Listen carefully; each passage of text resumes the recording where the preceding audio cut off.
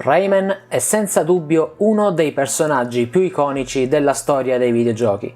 Creato dall'incredibile mente di Michel Ancel e sviluppato da Ubisoft Montpellier. Il primo capitolo della serie, Rayman, uscito nel 1995, è stato un successo immediato grazie al suo stile unico, al suo gameplay impegnativo e alla qualità delle animazioni. Come tutti sapranno, o almeno la maggior parte, Rayman 2, il tanto amato sequel, non è sempre stato pensato per essere un gioco in 3D. In effetti la sua origine affonda le radici in un prototipo a scorrimento laterale 2D, destinato ad essere il successore naturale del primo capitolo. La storia però ha preso un'altra strada e ci siamo ritrovati con un Rayman 2 che era radicalmente diverso, non più in 2D, ma in 3D. Ed uno dei motivi scatenanti per questo cambiamento è stato Crash Bandicoot, il primo, mostrato alle 3 del 1996. Salve a tutti crashari e benvenuti in questo nuovo video. Io come sempre sono DaniQ94 del Crash Bandicoot Zone e questa è la storia di come Crash Bandicoot, e non solo, ha cambiato Rayman per sempre.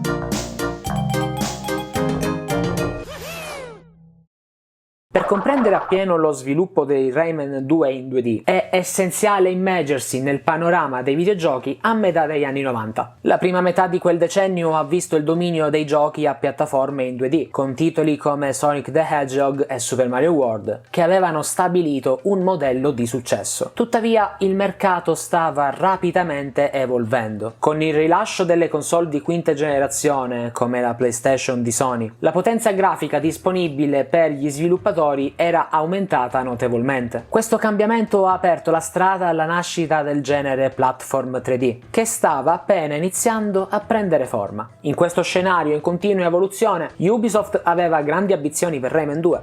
Dopo il successo del primo gioco, uscito anche in un periodo fortuito in cui il platform in 3D non aveva ancora capitalizzato il mercato, ricordiamoci che Rayman 1 uscì nel 95, appena un anno prima l'arrivo di Mario 64 e del primo Crash. L'azienda francese voleva capitalizzare l'enorme popolarità del personaggio e del franchise. Proprio per questo, all'inizio dello sviluppo, l'idea era quella di rimanere fedeli alle radici del primo capitolo, sviluppando un gioco in 2D che avrebbe migliorato e affinato la formula originale. Ebbene sì, per molti non sarà una novità, ma il seguito del primo Rayman doveva mantenere le sue fondamenta da cartone animato in 2 dimensioni. Andiamo a vedere un po' più da vicino questo progetto. Nel 1996 Ubisoft iniziò lo sviluppo di Rayman 2 come un gioco in 2D, progettato per le console Sega Saturn e PlayStation. Secondo documenti interni, immagini e video promozionali e ad alcune riviste dell'epoca, il gioco doveva mantenere lo stesso stile visivo del primo Rayman, caratterizzato da grafiche colorate, animazioni fluide ed un design dei livelli complesso ma gratificante. Tuttavia c'erano alcune importanti differenze rispetto al suo predecessore. Una delle principali critiche mosse al primo Rayman riguardava la sua difficoltà. Il gioco, pur essendo amato da molti, era noto per essere estremamente impegnativo, al punto che alcuni giocatori lo trovavano frustrante. Con Rayman 2 gli sviluppatori volevano creare un'esperienza più accessibile, senza rinunciare però alla profondità del gameplay. Per raggiungere questo obiettivo si decise di dare un maggiore peso ai rompicapi, ai puzzle, che avrebbero giocato un ruolo più centrale rispetto al semplice platforming. Questo cambio di direzione è visibile nel livello bonus giocabile incluso nella versione PlayStation 1 di Rayman 2 The Great Escape, rilasciata alla fine del 2000, che offre un piccolo assaggio di ciò che sarebbe potuto essere Rayman 2 in 2D. Altra cosa importante era il saper giocare sulle differenti prospettive, permettendo quindi ai giocatori di utilizzare Rayman anche negli ambienti di sfondo e non solo nelle zone in primo piano. Inoltre bisogna citare anche la presenza di sprites di modelli in 3D pre-renderizzati, una cosa comune dell'epoca. È diventata norma e sinonimo di alta qualità grafica grazie ai Donkey Kong Country usciti sul Super Nintendo. Possiamo infatti vedere come vari nemici di Rayman 2, come i robot cacciatori o il dinosauro robot, fossero chiaramente modelli 3D a differenza degli sprites ambientali e di Rayman, che erano disegnati a mano. Secondo un articolo pubblicato su sul numero 10 del Sega Saturn Magazine inglese dell'agosto del 1996, il gioco era previsto per un rilascio nell'autunno dello stesso anno. Il progetto era già in una fase avanzata, tanto che la rivista stessa affermava: è già in uno stato abbastanza avanzato, aspettati di vedere un'anteprima il mese prossimo. Nonostante ciò, ci sono ancora molti misteri che circondano lo sviluppo di questo prototipo. Per esempio, non è chiaro fino a che punto fosse stato completato, anche se si sa che la colonna sonora non era stata ancora composta quando il progetto venne accantonato, ma è proprio in un momento non ben definito del 1996, anno di grandi cambiamenti, che avvenne qualcosa che avrebbe cambiato per sempre il progetto di Rayman 2 e, di conseguenza, dell'intera serie stessa. L'elemento che ha portato alla cancellazione definitiva del Rayman 2 in 2D ed al conseguente passaggio al 3D è legato ad un momento decisivo nella storia dell'industria videoludica, l'E3 del 1996. In quell'anno, oltre al mastodontico Super Mario 64, tra gli stand più visitati e discussi della fiera c'era quello di Crash Bandicoot, sviluppato da Naughty Dog e pubblicato da Sony Computer Entertainment per la prima PlayStation. Il gioco presentava una rivoluzione nel genere platform, portando un gameplay a 3 dimensioni che combinava elementi di piattaforme tradizionali con una esplorazione, si fa per dire, in ambienti 3D, il tutto caratterizzato da una grafica sbalorditiva per l'epoca. Quando Michel Ancel e il suo team di Ubisoft Montpellier videro il gameplay di Crash Bandicoot alle 3, si resero conto delle potenzialità offerte dalla grafica 3D. Crash Bandicoot, con la sua capacità di far immergere i giocatori in mondi tridimensionali senza sacrificare l'accessibilità del gameplay, rappresentava il futuro del genere. Sulla rivista Game Fan, volume 7, numero 11, la producer di Rayman 2, Pauline Jacqui, disse: Beh, il primo Rayman 2 in 2D avrebbe potuto essere un ottimo gioco con rendering 3D in 2D, diversi livelli di profondità e un gameplay davvero divertente. Frédéric Hood, che ha lavorato con Michel Ancel, mi ha appena ricordato un esempio di gameplay in cui un cannone lanciava chiodi sullo sfondo. Poi Rayman aveva la possibilità di arrampicarsi su quello sfondo. All'inizio del 96 abbiamo iniziato a testare le schede 3D e abbiamo ottenuto una grafica straordinaria e un framerate molto buono su Rayman 2 in 2.5D. Poi è arrivato Super Mario 64 e le 3 e iniziamo a essere fragili a pensare, come tutti in quel periodo, che il 3D fosse il futuro. Poiché l'universo e l'ambiente grafico del Rayman originale erano una caratteristica forte, Michel Ancel voleva che il suo personaggio si muovesse e vivesse in un ambiente realistico, ma ancora cartunesco, in 3D. Penso che probabilmente avevamo anche paura di passare per strambi all'antica, sviluppando un gioco in 2D, mentre Crash Bandicoot veniva presentato alle 3 del 96. Bisogna anche tenere conto che nei successivi 20 anni dalla pubblicazione di Rayman 2, Michel Ancel, grande amante della natura, dicesse nelle varie interviste di come fosse rimasto affascinato dalla lussureggiante giungla di Crash Bandicoot 1, che proprio grazie alla sua natura di gioco in 3D a tunnel aveva come punto di forza soprattutto la resa grafica, che in un contesto come quello del 1996 e della PlayStation 1 non era cosa di poco conto. Vedere quindi quelle piante, quegli alberi così vivi, così colorati, ha portato il noto sviluppatore francese ad immaginarsi il mondo del suo Rayman, il suo mondo, con una prospettiva in 3 dimensioni, ed il resto è storia. Di fronte a questa nuova visione del platform, Ubisoft decise di fare un passo coraggioso: accantonare il progetto di Rayman 2 in 2D, che sarebbe uscito comunque da lì a breve, e ripartire da zero. Questa volta progettando il gioco come un'avventura 3D. Erano gli inizi di un grande videogioco. Il passaggio dal 2D al 3D non fu una decisione molto facile per Ubisoft Montpellier. Non solo significava abbandonare mesi, se non anni di lavoro, ma richiedeva anche una riprogettazione completa del gameplay e dei meccanismi di gioco. Tuttavia, Michel Ancel e il suo team erano determinati a creare qualcosa di speciale, e il risultato fu Rayman 2. The Great Escape, rilasciato per la prima volta nel 1999 su PC e Nintendo 64 e successivamente su altre piattaforme, tante altre piattaforme.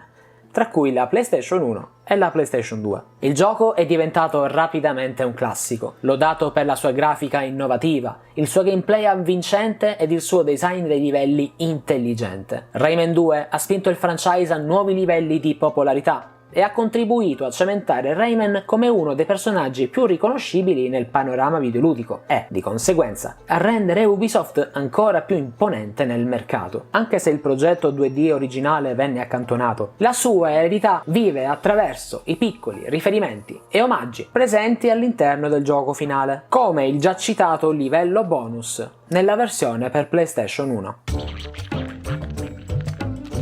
Anche se Rayman 2 in 2D non ha mai visto la luce del giorno, il suo sviluppo e la sua cancellazione hanno avuto un impatto profondo sull'industria dei videogiochi dell'epoca. Questo progetto rappresentava un punto di svolta, non solo per il franchise di Rayman, ma per l'intero genere dei platform e giocoforza sul videogioco in generale nella seconda metà degli anni 90. Il passaggio dal 2D al 3D segnò l'inizio di una nuova era, in cui i giochi a piattaforme si sarebbero evoluti e avrebbero aggiunto una dimensione in più per offrire esperienze più complesse ed immersive. Tuttavia, per tanti affezionati della serie, Rayman 2 in 2D rimane una delle grandi cose che sarebbero potute essere all'interno della storia dei videogiochi. Molti fan si sono chiesti cosa avrebbe potuto offrire un sequel a scorrimento laterale del primo Rayman. Alcuni prototipi e concept art sono trapelati nel corso degli anni, ma il gioco completo rimane ancora un mistero. Le poche informazioni disponibili, così come quello stralcio di livello giocabile nella versione per PS1 di Rayman 2, alimentano la curiosità dei fan e contribuiscono a rendere questo progetto una sorta di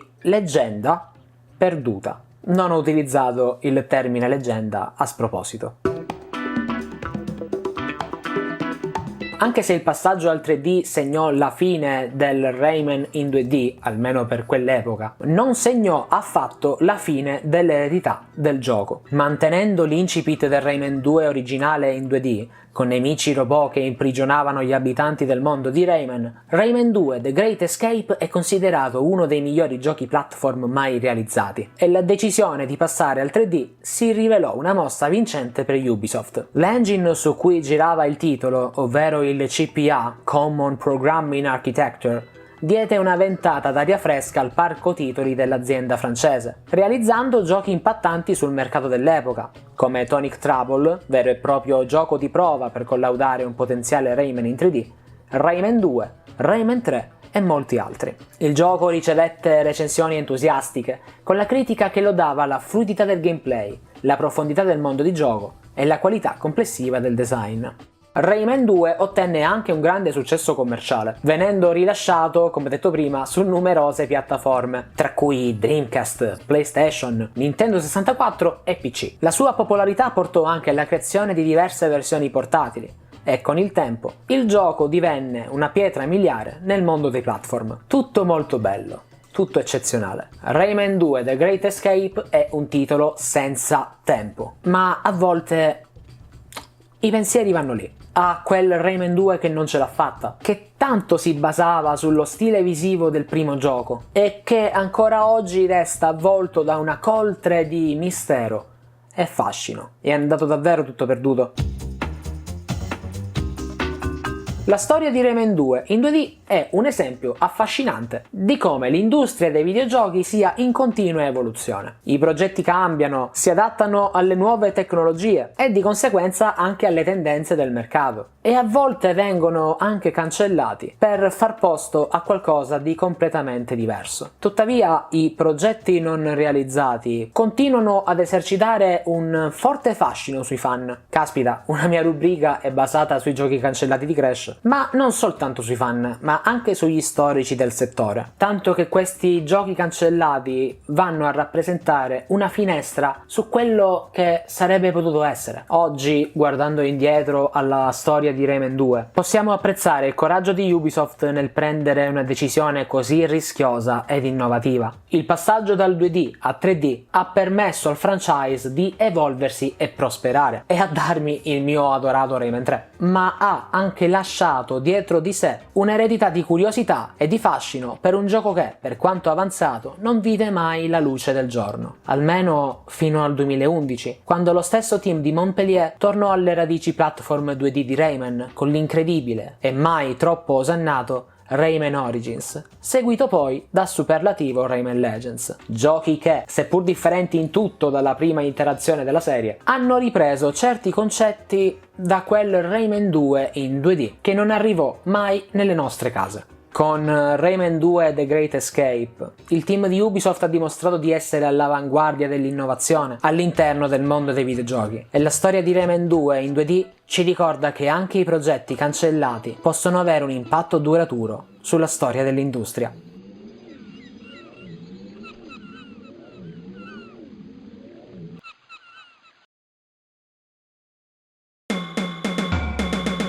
Bene Crashari, anche per oggi questo video finisce qui. Ditemi che cosa ne pensate, se avreste voluto giocare a quel Rayman 2 in 2D che abbiamo potuto assaporare come una sorta di demo all'interno di Rayman 2 su PS1. Fatemelo sapere qui sotto nei commenti e instauriamo una bella discussione. Io ringrazio tantissimo Bianca per aver doppiato la sviluppatrice di Rayman 2. Ho scelto in particolare la sua voce perché secondo me riusciva a dare l'intonazione giusta. Non sono stato deluso. Come sempre ringrazio anche voi per aver visto questo video. Potete trovare me e tutti gli altri del Crash Bandicoot Zone nei link che state vedendo qui sotto in sovraimpressione in questo momento. Abbiamo il forum ufficiale, il sito contenitore di notizie, una enciclopedia quotidianamente aggiornata sulla serie di Crash Bandicoot. Abbiamo le varie pagine social come Facebook, Instagram, X, Threads, TikTok.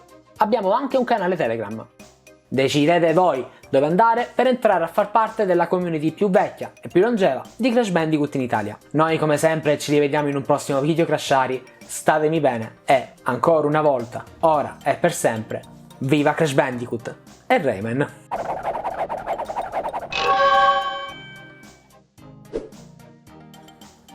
Ma quanto poteva essere bello cavalcare un dinosauro in Rayman 2 in 2D. Cosa che poi comunque abbiamo avuto in Rayman 2 in 3D, però non abbiamo mai cavalcato il dinosauro ma il razzo.